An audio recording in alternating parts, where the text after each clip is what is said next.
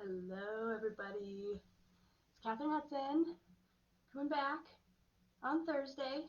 Um, I know I'm doing this a little bit later today because I had just a crazy day. It's been a crazy week. There's so many things going on, and I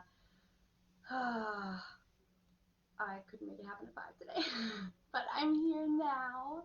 Thank you for joining me. I'm excited to dive back into this. And I also had to skip Tuesdays because of said migraine. No fun. I know for anyone who's ever experienced migraines, you know exactly what I mean. Anyone who's watched someone experience migraines, you know what I mean. Gordy, hello. You made it. Good work. Good to see you here. I'm just gonna hang out for just a couple more minutes before I start reading again.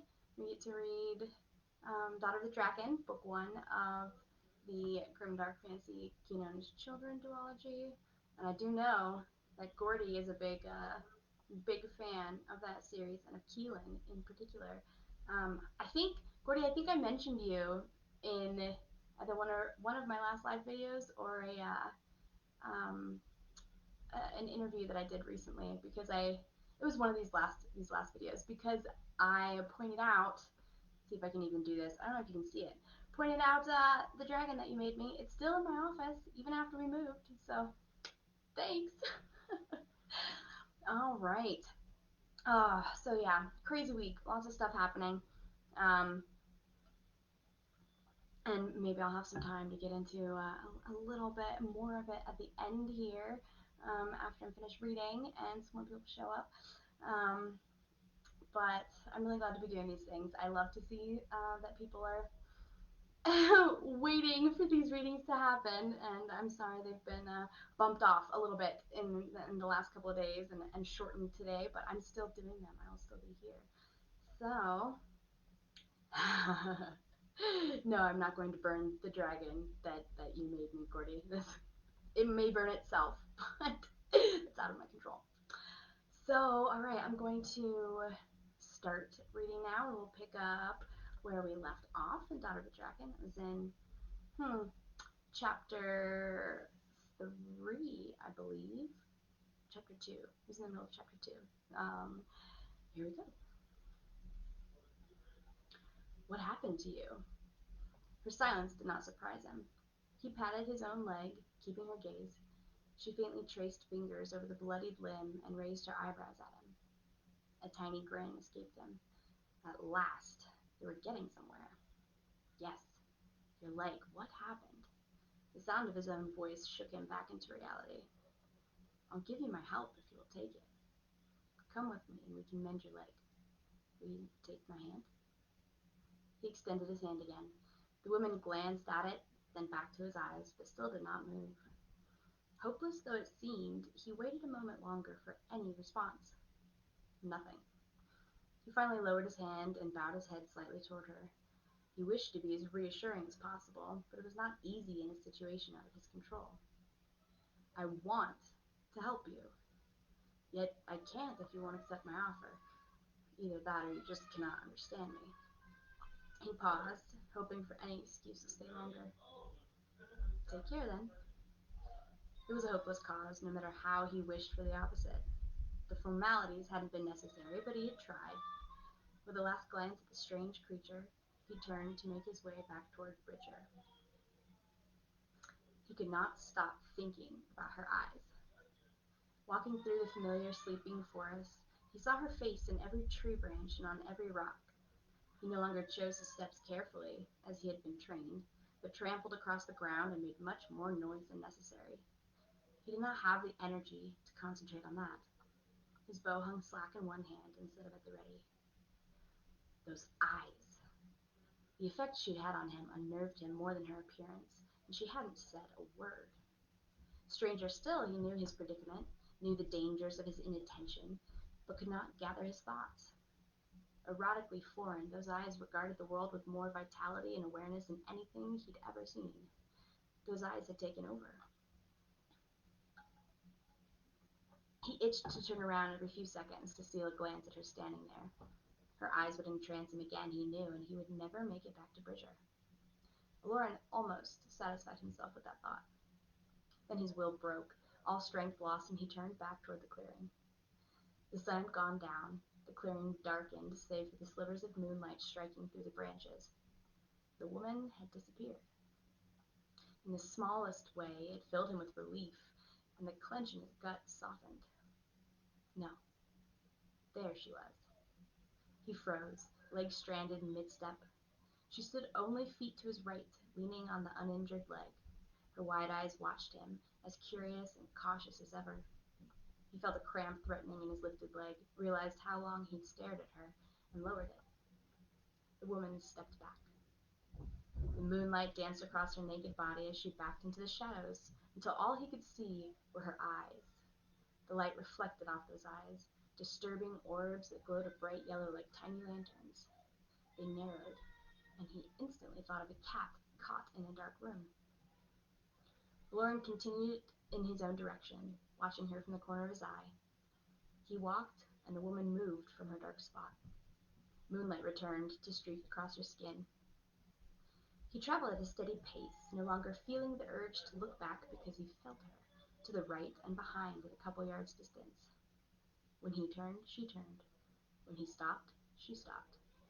She watched his every move, listened to every sound. He relaxed a bit and let her pursue him if she would. The trees thinned out as the midnight fog swept in from the flatter hills ahead.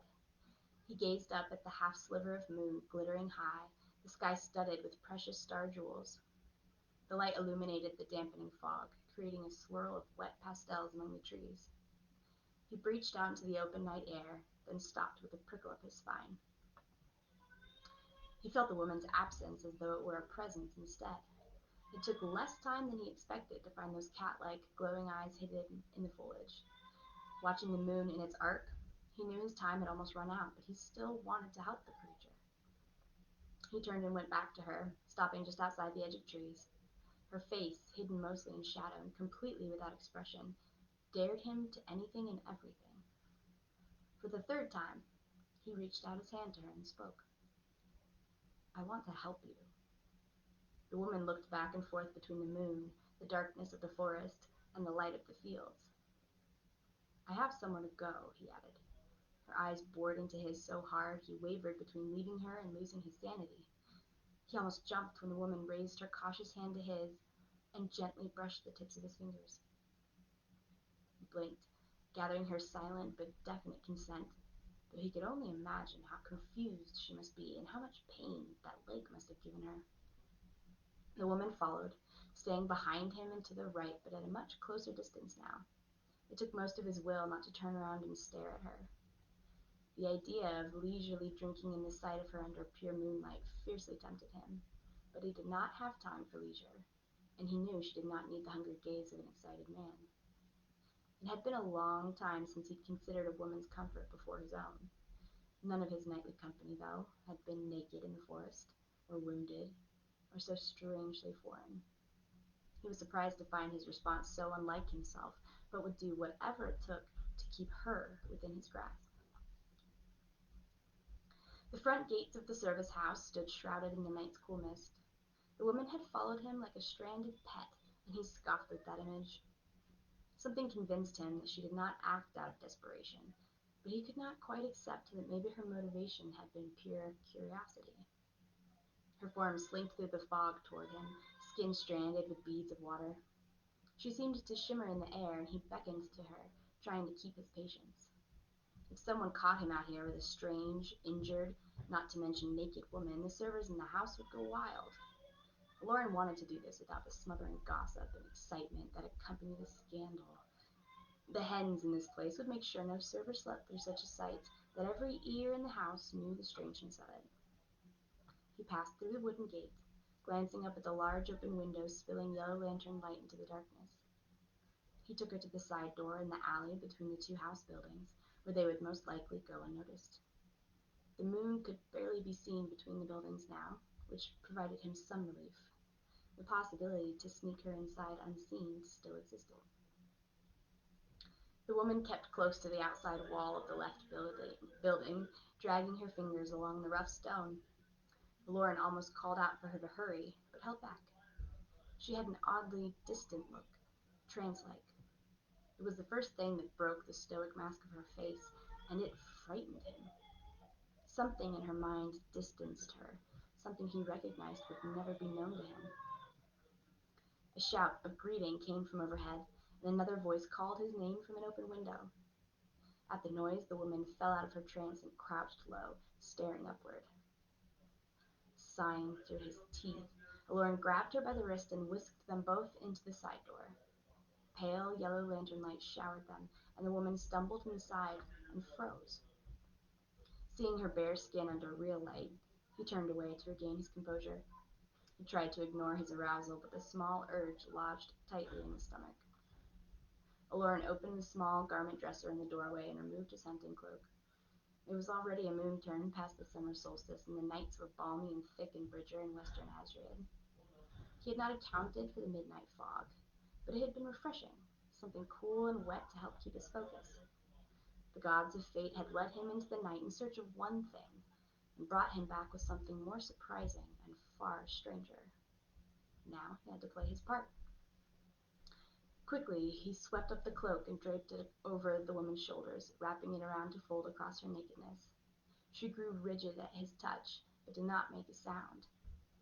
With a hand on each of her shoulders, he swiftly guided her through the narrow hall lined with rooms and up the back staircase. The walls of the staircase always seemed to close in to the point of discomfort, but Aloran had grown accustomed to it. One had to embrace tightly enclosed spaces if one wished to be a successful server. The tight spaces only made his work in the open world that much more satisfying, but the woman almost stopped entirely on their ascent, noticeably more uncomfortable with each step and narrow inch of space. At the top of the stairs, Aloran maneuvered her through the second narrow hall. He fumbled with the handle of his own door and gave the woman a gentle shove inside. She stopped, rigid, in the middle of his room as he slipped in and closed the door. He listened to the sound of a few doors opening and closing through the hallway, but no one came looking for him. They had not been seen. "There," he said, and clapped his hands together at his success. The woman crouched low at the noise and spun to face him. The thick cloak slipped from her shoulders, and if he didn't know better, he would have thought he heard a low growl.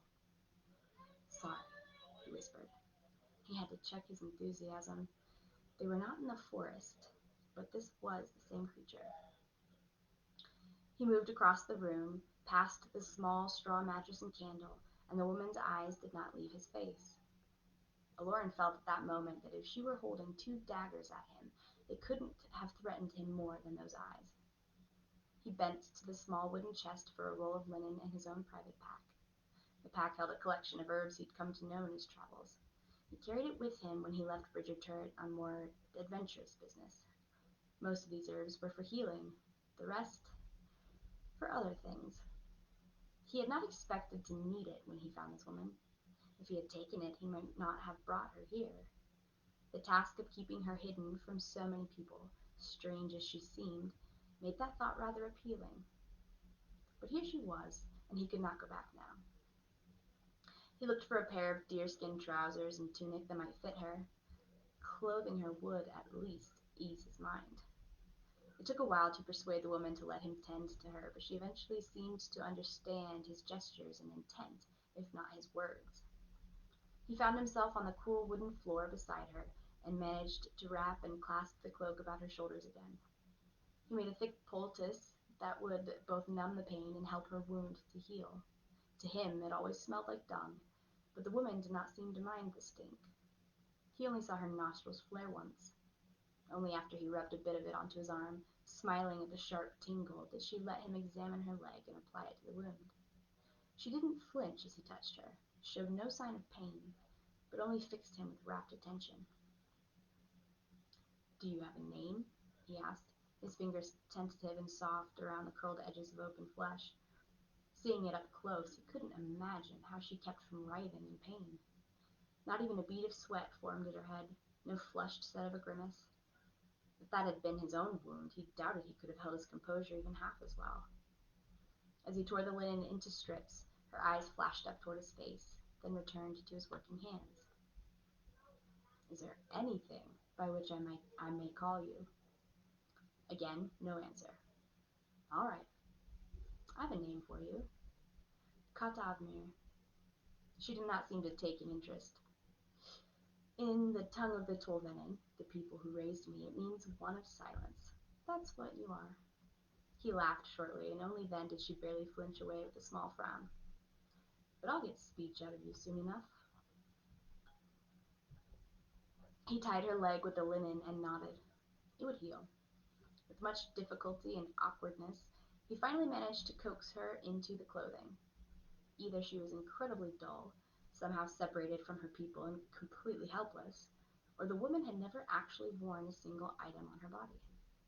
Strangely, he had more difficulty believing that anything might be wrong with her mind. He brought her to sit on the bed and agreed, not unexpectedly without argument, to sleep on the floor. Her glowing eyes kept him awake longer than he would have liked in the long silence, but eventually he slipped into sleep. A voice deep inside him asked repeatedly what he would do when he awoke to her in the morning. The house filled with the bustle of servers as they made ready for their own missions of the day. Aloran's back ached terribly as he rolled about out of sleep, remembering with some difficulty that he had spent the night on the floor. Standing to check on the woman in his bed, he only found it empty, the thin sheet folded over just as he had left it the night before. Cursing, he burst through the door, one of his familiar throwing knives in hand. He always carried the 5 of them on his person, and for so long had refused to sleep without them, specifically for reasons such as this. He peered around the corner, hearing only the whirl of busy servers' babble and the thump of bare feet. Stalking down the hall, he noticed the creak of the floorboards unusually at the forefront of his awareness. He looked out the windows, searched the few rooms to which the doors had been left open, and finally convinced himself that she truly had gone. Another door opened, and his heart raced. Instead of the woman he wanted, there stood another. He returned the throwing knife to its hiding place among his clothing in a flash of steel, trying also to hide his surprise. This woman faced him with a confident half-smile, arms folded across her chest. Before he could open his mouth to ask if she had seen anything, she opened hers.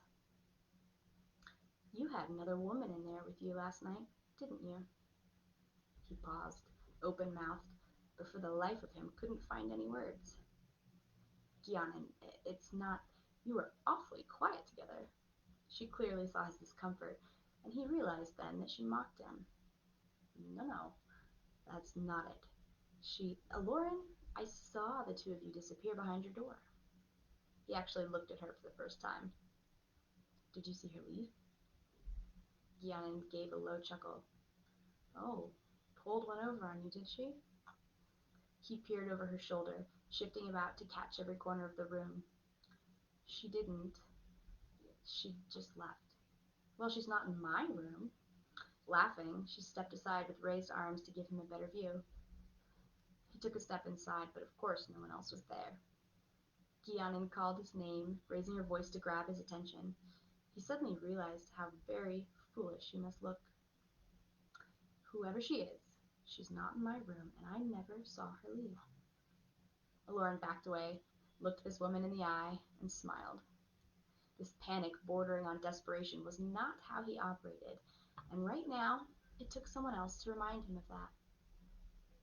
"Gyenona," he said, "it's not what you think. I brought her in last night to tend to her wounds. She's just..." He paused, stuck, and rubbed the back of his neck.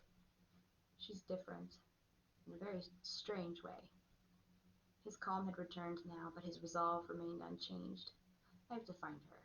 If she's gone, He stopped, heartened by the patient smile that met his uncharacteristic lack of words. "Well, whether or not you find her, don't forget to find yourself in my room again every once in a while. I haven't gone anywhere." He didn't even try to hold back the laughter. All this running about for an impossible woman, and he had the answer to so many other questions standing right in front of him. He liked Gyenona as much as he did for good reason. Grabbing her face with both hands, he pulled her in for a long kiss. "Don't lock your door," he whispered, answered by a low hum of approval. Then he disappeared down the stairs. He searched half the day for her, even retracing his steps to the edge of the forest, but no farther. He considered searching the outskirts of Bridger itself, but realized that she wore clothes now, no longer naked or so easy to spot. Apparently, none of the other servers had ever noticed her presence there in the first place. Aloran could do nothing more. He had to abandon the search. He spent the rest of the day preparing for his own trip into Bridger, to be at the castle by evening and serve there for at least the next 2 moon turns. Even with his responsibilities piling up, he could not let it go. The image of her floated ceaselessly in his mind, and he could not get it out. As unlikely as it seemed, if he ever saw her again, he would make sure he found a way to keep her. Chapter 4. She hurried through the trees, calling out to Daruk as she went. Did you see all that? She picked her way along the cliff at the edge of the mountain's forest. It took a while for the pushing at her mind to subside, and then Daruk's mind seeped through. Yes. His colors quickly flashed pale, dark red. And I never want to see it again. She flashed him repeated mental images of the night before. She couldn't quite help it. Keelan, stop. I find it disgusting. Breathing heavily as she scaled the slippery, sandy cliff, she pushed thought back up at him. The human spoke to me, and you understood it. He did not match her enthusiasm. When she reached the top of the cliffs, an enraged roar broke the air. A clawed foreleg patted her from behind, sending her tumbling away from the edge. She lay for a moment, sprawled upon the rocks, but quickly scrambled to her knees. The Drackan's huge, limestone-white muzzle shoved into her face, and she froze. You've been picking at the council's thoughts again, haven't you? He asked bitterly, red still flaring in his thoughts. He huffed into her face, blowing hot, sweet breath through his nostrils. Keelan glared back at him through the angry challenge. Yes. A deep rumble escaped his throat, and he obviously strained to keep his temper. We are not meant for such things. You know, she snarled at him. You have no right to be angry with me. I fit into the cracks in the stone, and nobody sees me, and if you can't manage to learn anything on your own, it's not my fault. He reacted now just like the others would, and his anger, fueled by superiority, infuriated her. It was better that I have been picking their thoughts for so long, or neither of us would have understood what the human said. If you always have to know what I'm doing, you should be happy with the images I've sent you. Daruk snapped at her, then turned away. You stink. Keelan rubbed her leg, which had started to throb again. I know, she replied, also recognizing the smell of human on her. He had sent to her with such contempt that her excitement was all but completely quelled. Keelan blocked her mind from him and turned the previous night over in her memory. She could smell the paste the human had slathered on her leg, and had to stop in the forest, remove the pants, and tear off the soft cloth wrapped around her wound, too constricting to bear. But the clothing intrigued her, and for now she decided to keep it. She peered down the waist of the pants and looked at her leg, the cut already crusting around the edges and beginning to heal. Falling down the side of the cliff had been careless in the first place. That hadn't happened in years. She glanced at Daruk slumping away from her, and for the first time noticed the change in the cliff's summit around them. The smaller boulders had been crushed away, leaving an area of flat dirt on which they stood. Did you do this? She asked. He grunted. I slept here last night. I would have been perfectly comfortable if you hadn't bombarded me with your absurd images. The space he had made for himself was much larger than he would have needed, and she found it difficult to hide her amusement. Daruk had not inherited the normal Drackan size, but fussed just as much when it came to the meticulous preparation of his own space. And I'm going to stop right there. I know, like I said, very short reading tonight, because I had to cut it short a little bit. And hey, I see that some people commented while I was reading. I'm so engrossed in just anytime I'm reading anything. I didn't see, so I'd say, Brian made it on time. Or I made it on time, one or the other, I don't know. And Annie, I'm so glad that you joined me for this tonight. I don't know if you're still here, but I love that you can hear me. and watching me at work. That's fantastic. and and Gordy's making jokes about tying up women in the middle of the night. I'll let that slide right there. I won't get into anything. It's fine. No one go to Gordy's house.